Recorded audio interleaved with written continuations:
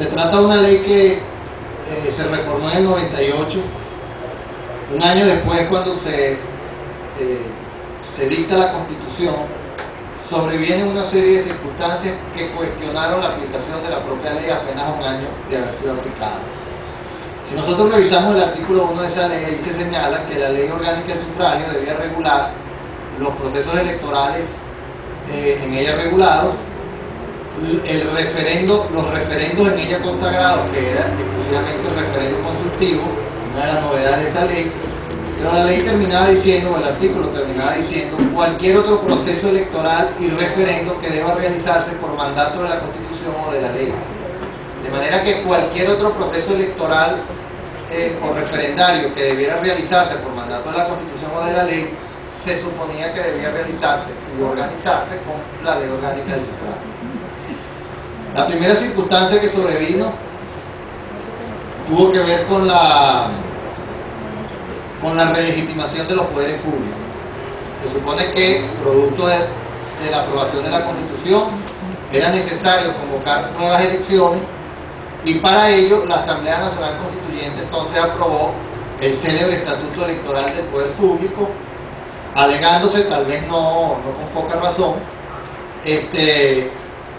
que la ley orgánica del sufragio no estaba adaptada o no estaba pensada para regular esa situación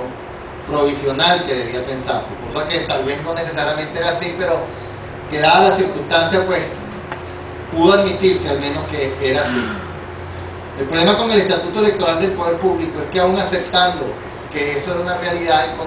incuestionable, es decir, que la ley orgánica del sufragio no estaba capacitada para regular ese primer proceso electoral,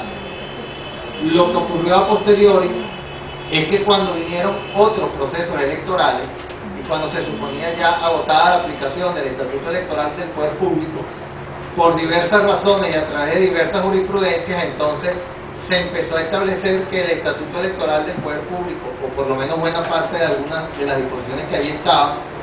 seguían aplicándose en los procesos electorales que se venían realizando en Venezuela. Por lo cual la ley orgánica del sufragio empezó la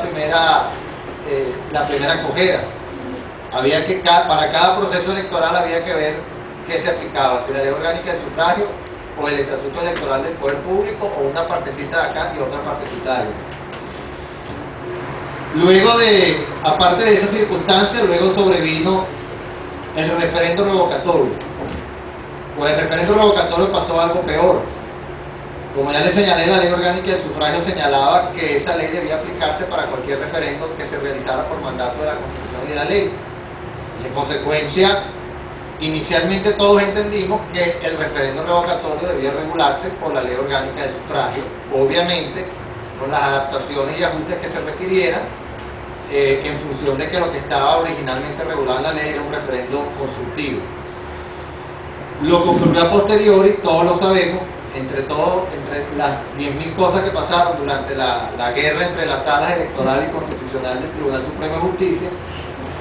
Una de las cosas que pasaron es que la Sala Constitucional terminó diciendo en algún momento, convalidando una tesis que a mi modo de ver era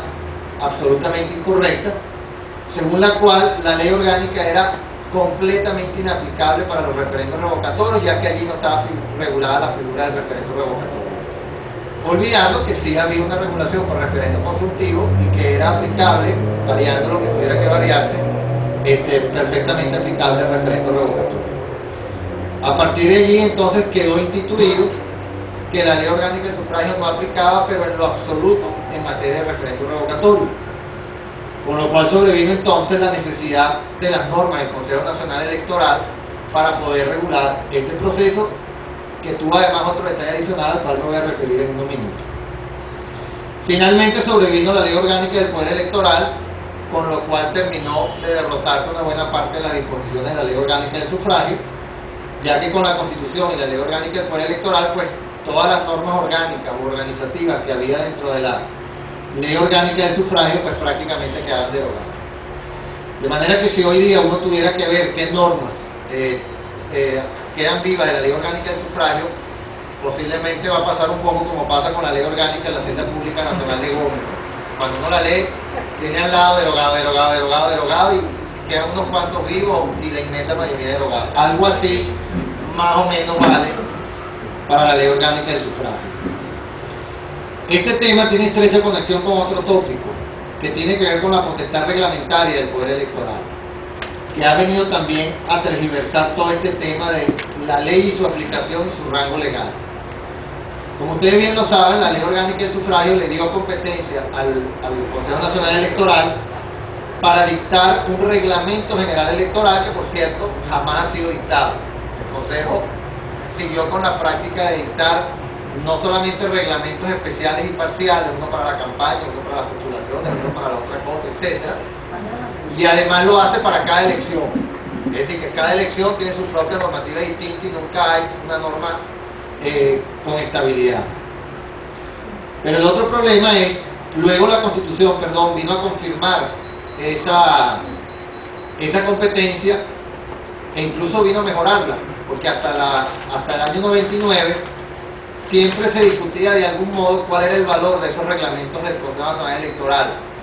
y si el presidente de la República conservaba o no su competencia para reglamentar las leyes electorales, valiéndose de esa competencia general